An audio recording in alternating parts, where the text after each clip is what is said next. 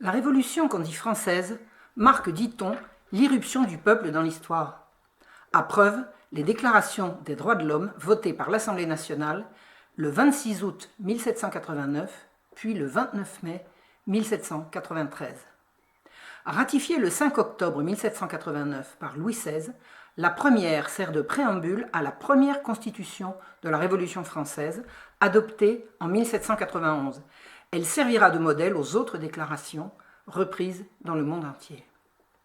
Cette déclaration est faite au nom du peuple français par ses représentants. Le peuple est donc, dès 1789, considéré comme autorité suprême. Comme il ne peut s'exprimer que par ses représentants, ceux-là sont donc autorisés à parler à sa place. Tout ce qu'ils feront sera fait au nom du peuple. C'est le nom que j'ai donné à cette intervention. La déclaration rappelle les droits naturels et œuvre au bonheur de tous sous les auspices de l'être suprême. Maintenant, on ne dit plus Dieu. Le premier article de la première déclaration dit que les hommes naissent et demeurent libres et égaux en droit. Le deuxième article dit « Le but de toute association politique est la conservation des droits naturels et imprescriptibles de l'homme. Ces droits sont la liberté, la propriété, la sûreté et la résistance à l'oppression. » Après 4 ans de violence et le renversement de la royauté, une nouvelle déclaration réitéra ce droit de résister à l'oppression en ces termes. Article 35. Quand le gouvernement viole les droits du peuple, l'insurrection est pour le peuple et pour chaque portion du peuple le plus sacré des droits et le plus indispensable des devoirs. La résistance à l'oppression n'est donc plus seulement un droit, mais une obligation morale. Quelle fut donc l'attitude des nouvelles autorités face à l'expression populaire ?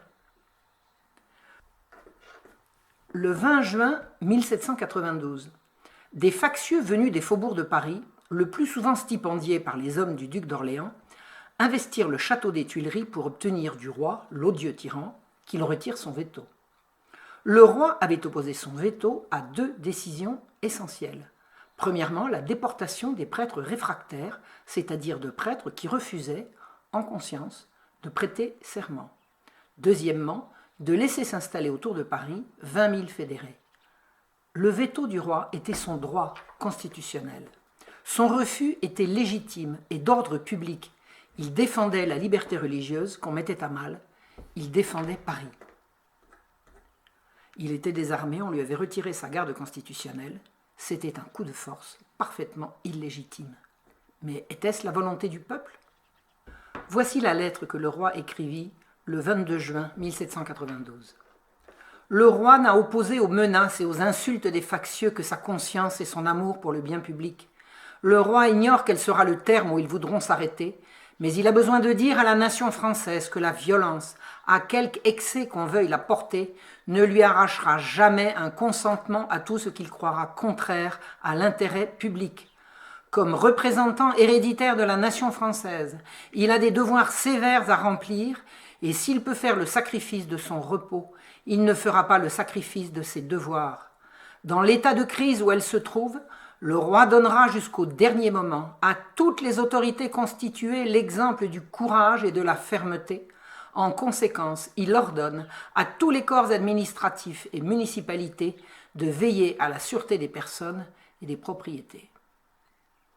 À l'issue de ce courrier, le soir reçut des soutiens de nombreuses provinces et à Paris, une pétition de 16 000 Parisiens fut déposée chez 16 notaires. Le peuple s'exprimait donc face à l'événement et il entendait résister à la violence. Il faut savoir que 2 mois plus tard, tous les signataires de la pétition seraient privés de tous leurs droits civiques et déclarés incapables de remplir aucune fonction pour avoir exprimé leur indignation. La voix du peuple n'est donc audible que quand elle va dans le sens des révolutionnaires. À Paris, le peuple s'exprimait dans les sections.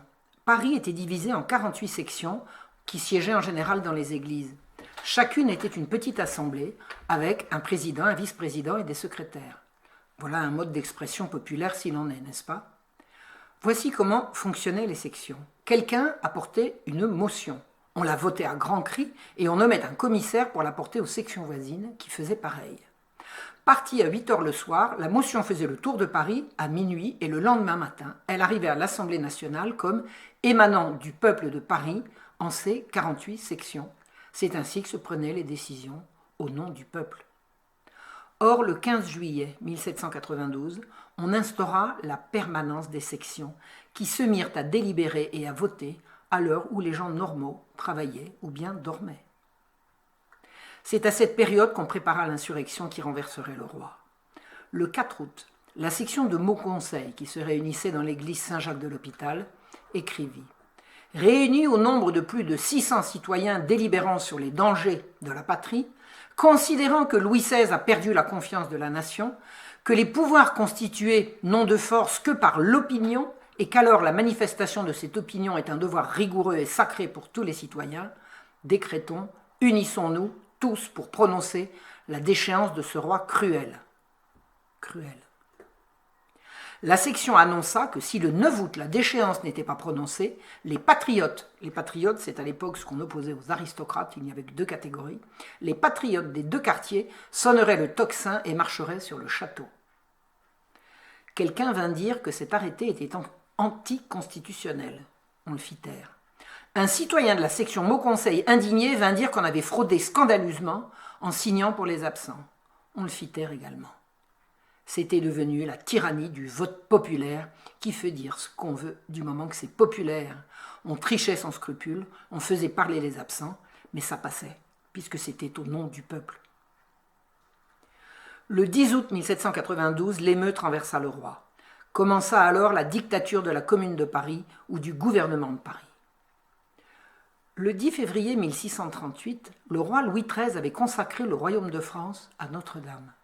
Le 10 août 1792 au matin, je cite, « Le sieur Roland, grenadier du bataillon des Minimes, écrit à l'Assemblée pour lui demander la suppression de la procession ordonnée par le vœu de Louis XIII. » L'Assemblée nationale décréta que l'édit de Louis XIII, qui ordonnait la procession du 15 août, était révoqué, sur la demande d'un citoyen. On appellerait ça la volonté du peuple. En fait, la commune insurrectionnelle qui avait pris le pouvoir par le meurtre et la violence était devenue la voix du peuple. La nation, c'était elle, et uniquement elle. Dès le 11 août, dès le renversement de la royauté, commença le remplissage des prisons. Le 2 septembre, à peine 3 semaines plus tard, les prisons étaient bondées, le massacre pouvait commencer. 1500 civils captifs, dont des enfants à Bicêtre et des femmes de la Salpêtrière, allaient être massacrés à l'arme blanche à quelques mètres de la garde nationale qui avait ordre de ne rien faire. Les massacreurs furent payés par la Commune de Paris. Tous les appels à faire cesser le massacre restèrent lettres mortes. Le 3 septembre, le sectionnaire Mandard et le journaliste Louis-Marie Prudhomme allèrent en vain tenter d'infléchir Robespierre et Danton, qui les repoussèrent. Le 5 septembre, 5 coupe-têtes dégoûtants de sang vinrent demander au maire Pétion et au ministre Brissot ce qu'ils devaient faire de 80 prisonniers qui restaient encore vivants à la force. Le maire Pétion leur répondit « Faites au mieux » et il leur donna à boire. Les massacres de septembre ont été faits, prétendument, au nom du peuple. Voici ce qu'en dit Robespierre. C'était un mouvement populaire et non, comme on l'a ridiculement supposé, la sédition partielle de quelques scélérats payés pour assassiner leurs semblables. C'est faux. On a leur nom et on a le salaire qu'ils ont perçu. Et on a même la signature sur les quittances des salaires qu'ils ont reçus. Écoutons Marat. L'événement désastreux des 2 et 3 septembre a été uniquement provoqué par l'indignation du peuple qui a craint de se voir esclave de tous les traîtres qui ont si longtemps causé ces désastres et ces malheurs. Qui de vous, messieurs, eût osé me faire un crime d'avoir appelé sur des têtes coupables des scélérats la hache des vengeances populaires ? Le peuple, sans obéir à ma voix, a eu le bon sens de sentir que c'était effectivement là toute sa ressource. Il l'a employée plusieurs fois pour s'empêcher de périr. Voilà donc, pour Robespierre et Marat, les massacres furent l'œuvre du peuple. La version assurant que c'est le peuple qui a perpétré ces massacres est si admise qu'il faut chercher, et chercher longtemps pour trouver la vérité. En réalité, le peuple était tétanisé de terreur. Le sang coulait dans les rues. On a les noms, les professions, les adresses, les signatures des massacreurs sur les quittances qu'ils ont signées des salaires perçus auprès de la Commune de Paris. la République fut proclamée au nom du peuple. On allait élire une nouvelle assemblée constituante qui s'appellerait la Convention. Sa convocation date du 10 août, c'est-à-dire dès le jour du renversement du roi. Tout Français âgé de 21 ans vivant du produit de son travail et non domestique serait électeur. Il n'y aurait donc plus de citoyens actifs ou passifs comme ça avait été le cas dans la précédente assemblée. Ça se rapprochait du suffrage universel, masculin tout de même, aucune femme n'était admise à voter. Mais c'était un suffrage indirect. Les assemblées primaires allaient nommer des électeurs et les électeurs allaient nommer les députés. Ces élections se déroulèrent dans un climat de terreur. Paris était fermé. Il fallait des passeports pour pouvoir entrer et sortir. L'assemblée des électeurs à Paris se déroula de la manière suivante. Dans la salle des Jacobins, au lieu de la franc-maçonnerie, le vote s'effectua à voix haute, par appel nominal et en présence du public. Le peuple n'avait pas droit au vote anonyme, toutes les garanties de l'intimidation étaient présentes. Les massacres de septembre se sont déroulés entre la nomination des électeurs et la nomination des députés. On a voté en plein climat de terreur. Et ce ne sont pas des mots, le sang coulait vraiment à flot dans les rues. Qui représentait qui à la Convention? L'abstention fut de 90%, alors que le mode de scrutin était élargi. Sur 7 millions de votants potentiels, sans les femmes donc, seuls 700 000 se déplacèrent. Il y aura en tout 749 députés qui représentaient donc 10% de la moitié de la population, la moitié masculine, soit 5% de la nation française. Quelle fut l'ambiance à l'Assemblée? Le 20 septembre 1792, à l'annonce de la victoire à Valmy des armées de Dumouriez contre Brunswick, on apprit que c'était la victoire du peuple sans culotte contre les armées royales. Voir Dumouriez et Brunswick, Dumouriez pour la France et Brunswick pour la coalition étrangère, n'étaient pas seulement tous deux francs-maçons, ils appartenaient également à l'ordre des frères de Saint Jean l'évangéliste d'Asie et d'Europe, secte satanique issue du sabbatéisme et du franquisme qui prônait l'ordre nouveau par le chaos et le mal pour le mal. La bataille de Valmy n'a pas eu lieu, Brunswick s'est retiré. Ce fut donc un faux prétexte, un mensonge pour proclamer la République. La République fut proclamée le 21 septembre à l'unanimité. Or, les députés n'étaient que 200, les plus de 500 autres n'étaient pas encore arrivés. Ces 200 personnes représentaient un quart de 10% de la moitié de la population, soit 0,01% de la population française en âge de voter. Cette proclamation fut illégale. 200 individus sous influence et sous une pression de terreur abolirent 12 siècles de monarchie au nom du peuple. On ne pourra pas tout dire et je vais être obligé de faire l'impasse sur l'inique procès fait au roi au nom du peuple. Rappelons malgré tout et pour mémoire que le roi a fait appel au peuple et que cet appel lui a été refusé. C'était l'occasion de faire parler le peuple sans ses représentants. On ne l'a pas fait. En 1792, Lyon était une ville de 150 000 habitants. À sa tête siégeait Joseph Chalier, un ami du ministre Roland, grand admirateur de Marat, qu'il voudrait imiter et qu'il imitera. Le 9 septembre, il tenta de perpétrer à Lyon les mêmes massacres qui avaient eu lieu à Paris. Une liste de 200 aristocrates avait été dressée. Seulement la garde nationale intervint et les 200 aristocrates ne furent pas massacrés comme à Paris. La garde ne sauvera pas malgré tout 3 officiers et 4 prêtres tirés du lit, lapidés dans la rue et massacrés. Les massacreurs paradaient dans la ville de Lyon avec les têtes qu'ils venaient agiter dans les cafés où ils demandaient aux gens assis dans les cafés de leur donner à boire et ensuite ils sont allés exhiber ces têtes au théâtre où ils défilèrent sur la scène. Lors du procès du roi, les Chaliers, ainsi nommait-on ses partisans, tentèrent de faire signer par la force une pétition en faveur de l'exécution du roi. Mais les Lyonnais réagirent violemment. Ils ne voulaient pas qu'on viole leur conscience. Le 6 février 1793, Chalier préconisa l'installation de la guillotine sur un pont pour que les têtes puissent tomber directement dans le Rhône. La violence verbale avait atteint son comble. Le 9 mars 1793 eut lieu l'élection d'une nouvelle municipalité lyonnaise. L'abstention y fut record, et c'est grâce à cette abstention que les Chaliers obtinrent la majorité absolue. Ils resteront au pouvoir pendant 80 jours. Ils s'appuyaient sur les Jacobins lyonnais. Leur programme était le suivant: répression de tous les opposants et constitution d'une armée révolutionnaire payée par imposition des riches. Il s'agissait de tout niveler par le bas. Le 29 mai 1793, à Paris, la Convention décrétait la nouvelle Déclaration des droits de l'homme dont je vous ai parlé. Son article 35, je vous le rappelle, disait: quand le gouvernement viole les droits du peuple, l'insurrection est pour le peuple et pour chaque portion du peuple le plus sacré des droits et le plus indispensable des devoirs. Le même jour, à Lyon, avait lieu le soulèvement des sections contre Chalier et ses partisans.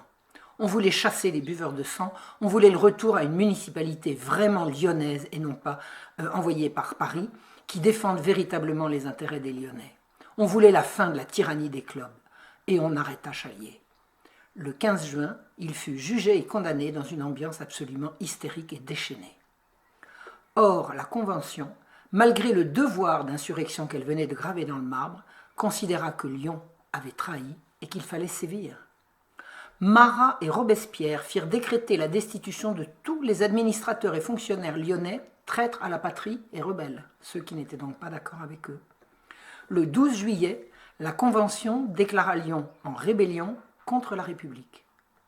Le 16 juillet eut lieu l'exécution de Chalier à Lyon. On nomma un royaliste à la tête de l'armée lyonnaise. Lyon n'était pas forcément royaliste, mais on a fait l'union sacrée des Lyonnais pour la défense de leur ville, et la personne la mieux placée pour défendre militairement la ville se trouve avoir été un royaliste. C'est donc lui qu'on choisit.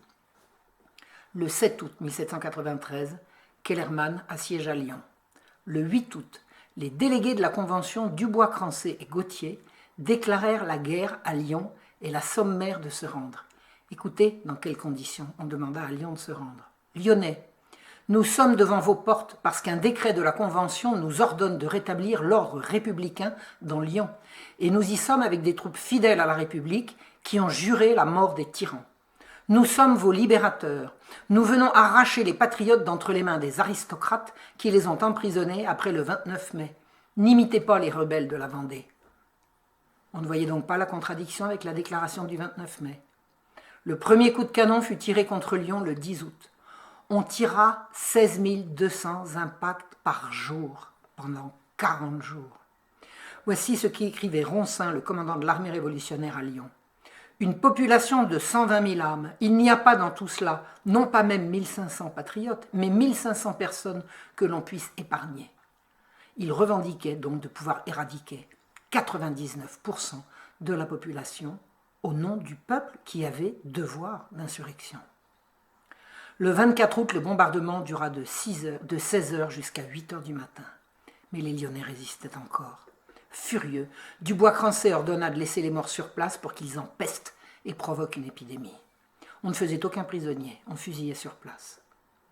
Dans la nuit du 7 au 8 septembre 1793 et celle qui suivit, 500 bombes et 1000 boulets rouges tombèrent sur la ville. Des boulets rouges, ce sont des boulets incandescents. Du 9 au 21 septembre, le bombardement ne cessa pratiquement pas. Fin septembre, les Lyonnais n'avaient plus à manger. Ils faisaient cuire des herbes dans de la graisse de parfumerie. C'était la famine. Lyon capitula le 8 octobre 1793. Et là, la répression commença. Le 9 octobre, la répression fut lancée contre la ville rebelle. On organisa des rafles de tous les biens saisis au détriment des familles chassées de leur domicile. On pilla, on tua, on guillotina, on viola. Officiellement, il y eut 1682 exécutions, mais un affidé de Robespierre lui en avoue 6000, et il y en aura en fait beaucoup plus. Écoutons ce que dit Saint-Just le 10 octobre 1793. « Vous avez à punir quiconque est passif dans la République et ne fait rien pour elle. Entre le peuple et ses ennemis, il n'y a rien de commun que le glaive. Il faut gouverner par le fer ceux qui ne peuvent l'être par la justice. La République ne sera fondée que le jour où les sans-culottes, seuls représentants de la nation, seuls citoyens, régneront par droit de conquête. » Le 12 octobre 1793 fut décrété que Le nom de Lyon sera effacé du tableau des villes de la République. La réunion des maisons conservées portera désormais le nom de ville affranchie. Il sera élevé sur les ruines de Lyon une colonne avec cette inscription : Lyon fit la guerre à la liberté. Lyon n'est plus. Lyon fut rebaptisée ville affranchie. Il n'y restera que la maison du pauvre et les bâtiments consacrés à l'humanité et à l'instruction publique. On logea la troupe révolutionnaire chez l'habitant où on guillotina le mari et on se servit de la femme et des filles, comme vous devinez. On démarra la destruction des plus belles maisons de la place Bellecour. Dans les étages, les habitants évacuaient éperdument leurs biens alors que les démolisseurs étaient déjà à l'œuvre et défonçaient les toits. Leurs biens tombaient des fenêtres en même temps que les gravats des démolisseurs au cri de « Vive la République !». Les démolitions dureront 6 mois et seront accompagnées de pillages par des bandes de voyous. On utilisera 20 000 démolisseurs et on usera du canon pour aller plus vite et abattre les immeubles en enfilade. Le 14 décembre, 209 jeunes gens furent fusillés plaines des Brotteaux et achevés à l'arme blanche. La veille, épouses, mères et sœurs en voile de deuil se rendirent à l'hôtel de ville où siégeait le tribunal révolutionnaire et se jetèrent aux pieds de Collot d'Herbois et de Fouché. Ils les firent chasser sans ménagement et une fois dehors, on les menaça du canon. Dorénavant, tout rassemblement de femmes serait interdit à Lyon. 2 femmes ayant manifesté malgré l'interdit furent condamnées à être attachées 6 heures durant aux 2 montants de la guillotine dégoulinante du sang des exécutions de la journée. On comptera en tout 17 000 exécutions, dont des enfants de 4 à 7 ans et un chien, et on entendra un perroquet comme témoin. Lyon passa de 150 000 à 80 000 habitants, au nom du peuple. La répression en Vendée se décida en même temps que la répression à Lyon. Le 1er août 1793, voici ce que dit Barère de Vieuzac à la Convention. Ici, le comité, d'après votre autorisation, a préparé des mesures qui tendent à exterminer cette race rebelle, la race des Vendéens, à faire disparaître leurs repères, à incendier leurs forêts, à couper leurs récoltes et à les combattre autant par des ouvriers et des pionniers que par des soldats. L'humanité ne se plaindra pas. Les vieillards, les femmes et les enfants seront traités avec les égards exigés par la nature. L'humanité ne se plaindra pas, car c'est faire son bien que d'extirper le mal.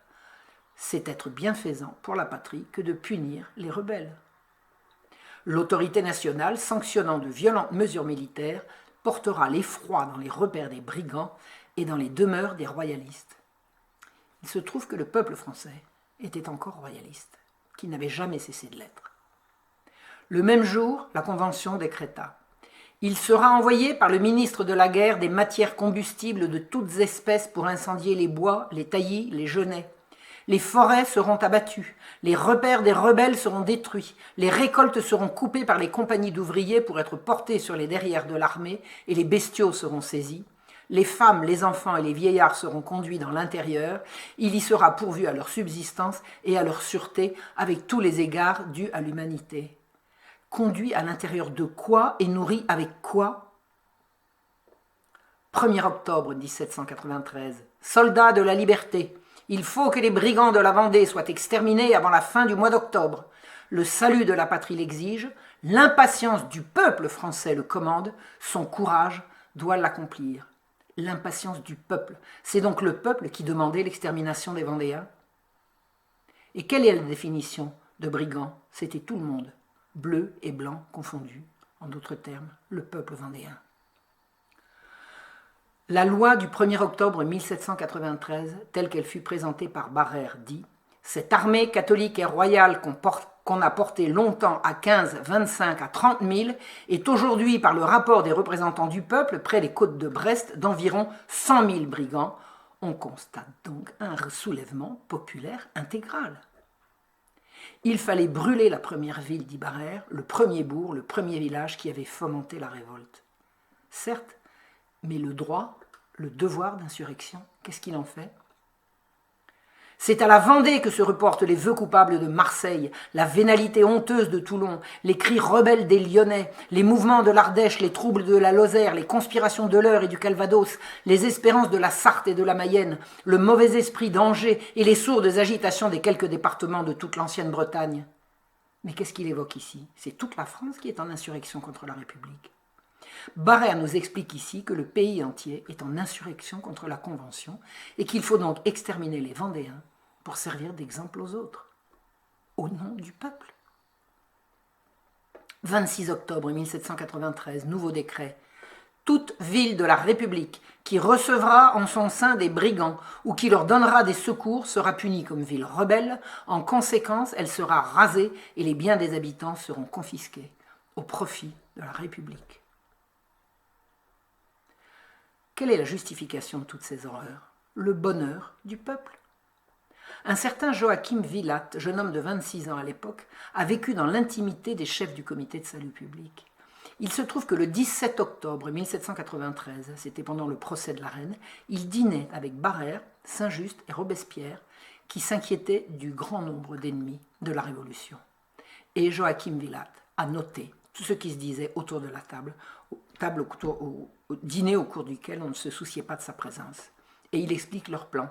Il voulait une révolution agrarienne, donner à chaque famille française une portion de terre au milieu de laquelle s'élèverait une baraque couverte de chaume. Saint-Just dit, chacun retiré au milieu de son arpent avec sa charrue passerait doucement sa vie à le cultiver, le retour à l'âge d'or. Barère. Les propriétaires sont les oppresseurs chargés de crimes et de forfaits. La vertu est dans la classe journalière et travaillante qui doit mener la guerre contre le surplus du peuple. Le surplus du peuple. Ce surplus, ce seront les victimes des massacres. Voici l'analyse que Gracchus Babeuf fait du texte de Joachim Villatte. Pour régénérer la France, il fallait une distribution nouvelle du territoire et des hommes. C'était une référence à Jean-Jacques Rousseau qui avait dit « Il faut que tous les citoyens aient assez et qu'aucun d'eux n'ait trop ». Quelle était la solution? Le gouvernement devait s'approprier toutes les propriétés. Il fallait immoler, c'est-à-dire massacrer, les riches avec une telle terreur que les autres s'exécuteraient de bonne grâce. Il fallait dépeupler car un calcul montrait que la population excédait les ressources du sol. Il faudrait finalement en venir à immoler également des sans-culottes. Les preuves de ce plan, nous dit Gracchus Babeuf, sont visibles par la saisie des subsistances et le maximum des prix, le premier acte de possession des propriétés par le gouvernement, les saisies des propriétés des riches et de toutes les confiscations, les immigrés, etc., pour la même raison. La mise à mort par noyade, canonnade, guillotine, guerre à outrance en Vendée, où républicains et royalistes seront immolés pareillement, rebelles et fidèles, tout était bon à détruire, c'était la dépopulation. Il y a un autre mot pour dépopulation, on dit génocide. La dépopulation au nom du peuple. Quelles sont les autres preuves sur le terrain? Voici ce que dit Westermann le 23 décembre 1993 au comité de salut public. Il n'y a plus de Vendée.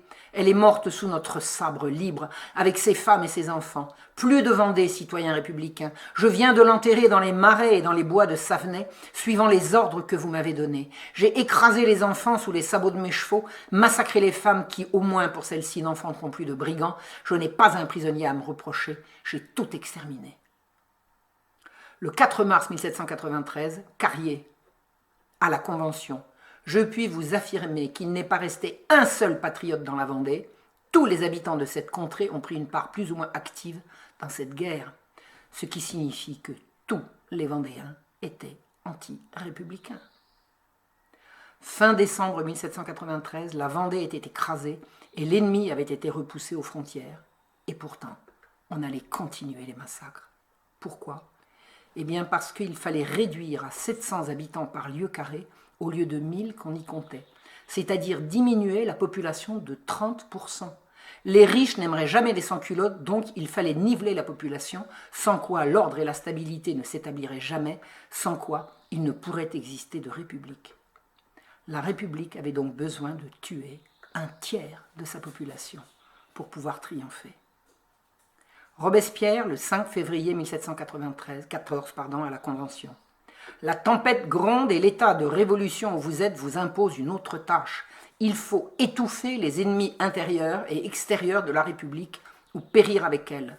Or, dans cette situation, la première maxime de votre politique doit être que l'on conduit le peuple par la raison et les ennemis du peuple par la terreur. On extermine donc le peuple au nom du peuple, pour le bien du peuple. De terreur en massacre, les révolutionnaires qui ont par 2 fois proclamé la souveraineté du peuple et son droit à résister à l'oppression n'ont cessé de tenter de se débarrasser de tous les opposants qui résistaient à leur vue.